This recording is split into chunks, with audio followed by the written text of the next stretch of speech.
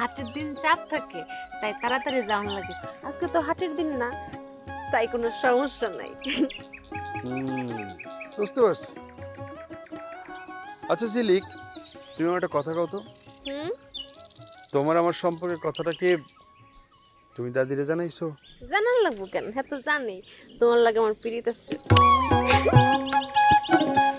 তারপরেও বলাটা আর জানাটা কি এক বিষয় হইলো? দুটো দুই জিনিস।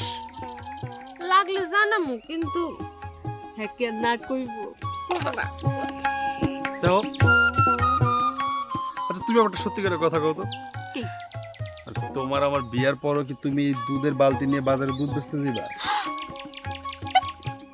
তুমি কি বোকা? বিয়ের পর তো আমি তখন হবো নতুন বউ, তখন এই বালতি লইয়া দুধ লইয়া যদি আমি বাজারে যাই, মানুষ খারাপ কইব না?